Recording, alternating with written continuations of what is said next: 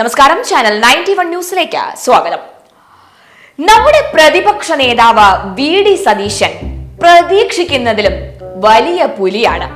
രാഷ്ട്രീയത്തിൽ മാത്രമല്ല, മറ്റു പല മേഖലകളിലും അനിതര സാധാരണമായ അറിവാണ് അദ്ദേഹത്തിനുള്ളത്.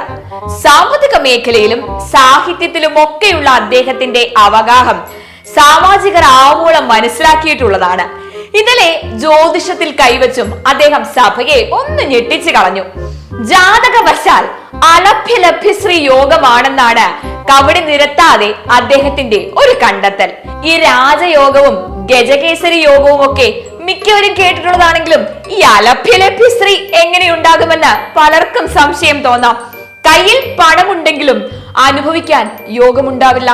ചിലരുടെ ജാതകം വായിച്ചാൽ ആദ്യ പേജുകളിൽ തന്നെ രാജയോഗമുണ്ടെന്ന് പറയുമെങ്കിലും പിന്നീടുള്ള പേജിൽ അത് അനുഭവിക്കാൻ യോഗമില്ലെന്ന് എഴുതിയിട്ടുണ്ടാകും. അതാണ് തദ്ദേശ സ്ഥാപനങ്ങളുടെ രണ്ടാം ഗഡുവിന്റെ സ്ഥിതി അത്രേ.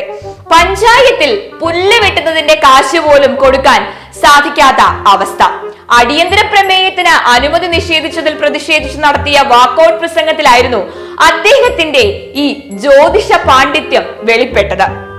തദ്ദേശ സ്ഥാപനങ്ങൾക്ക് ഫണ്ട് കൊടുക്കാത്തതിൽ മുതലക്കണ്ണീരൊഴുക്കുന്ന പ്രതിപക്ഷം കേന്ദ്രം അടിച്ചേൽപ്പിക്കുന്ന സാമ്പത്തിക ഞെരുക്കത്തെ കുറിച്ച് പറയാത്തതിലാണ് മന്ത്രി എം.പി. രാജേഷിന് സങ്കടം. കേട്ടോ, 1991 ജില്ലാ കൗൺസിലുകളെ പിരിച്ചുവിട്ട കോൺഗ്രസുകാർ അധികാര വികേന്ദ്രീകരണത്തെ കുറിച്ച് പറയുന്നതിലെ അനൗചിത്യം അദ്ദേഹം സൂചിപ്പിച്ചത് UDF ചെയ്ത പാപങ്ങളും പാതകങ്ങളും ചരിത്രത്തിൽ മായാതെ കിടക്കുന്നുണ്ട് എന്ന കോൺഗ്രസ് അംഗങ്ങളെ ഓർപ്പിച്ചുകൊണ്ടാണ് അദ്ദേഹം അത് ചെയ്തത്.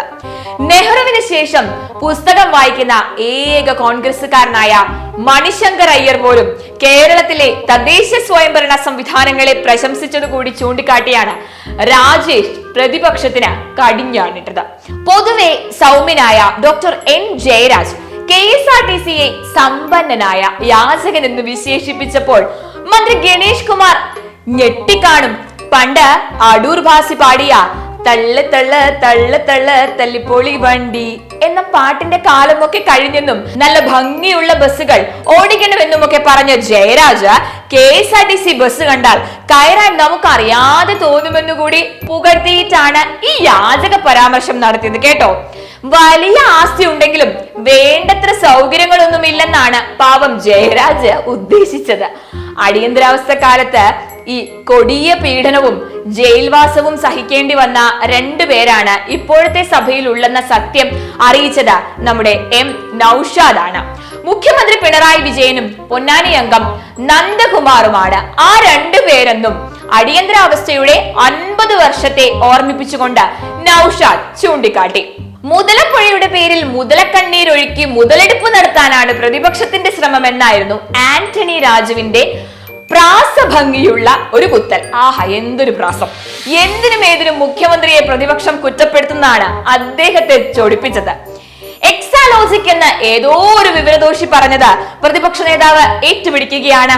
ഈ കാള പെറ്റെന്ന് കേട്ടാൽ കയറ് മാത്രമല്ല, പാല് കറക്കാനുള്ള പാത്രവുമായി പോകുകയാണ് പ്രതിപക്ഷ നേതാവെന്നും ആന്റണി രാജു കളിയാക്കി.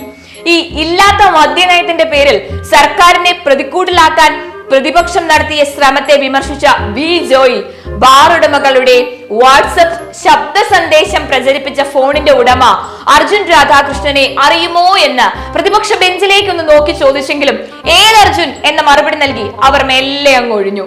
ഈ ഓടാത്ത ബസ്സിനുള്ളിലെ ഓടുന്ന യാത്രക്കാരനോടാണ് ഫിഷറീസ് മന്ത്രി സജി ചെറിയാനെ എം വിൻസെന്റ് ഉപമിച്ചത്. മന്ത്രി നിരവധി പ്രഖ്യാപനങ്ങൾ നടത്തുന്നുണ്ട്, ചിലതൊക്കെ ചെയ്യണമെന്ന ആഗ്രഹവുമുണ്ട്. ഒന്നും ചെയ്യാനാവുന്നുമില്ല. എന്നാൽ ഈ 3 വർഷം മുമ്പ് KSRTC ടിക്കറ്റ് മെഷീൻ വാങ്ങിയതിൽ കോടികളുടെ ക്രമക്കേട് ഉണ്ടായിട്ടുണ്ടെന്നും അതേക്കുറിച്ച് അന്വേഷിക്കണമെന്നും വിൻസെന്റ് പറഞ്ഞു. KSRTC ജീവനക്കാർ കള്ളു കുടിച്ചിട്ടുണ്ടോ എന്ന് പരിശോധിക്കുന്ന മന്ത്രി ഗണേഷ് കുമാർ അവർ കഞ്ഞി കുടിച്ചോ എന്നുകൂടി പരിശോധിക്കണമെന്നും അഭ്യർത്ഥിച്ചിട്ടുണ്ട്. കേട്ടോ.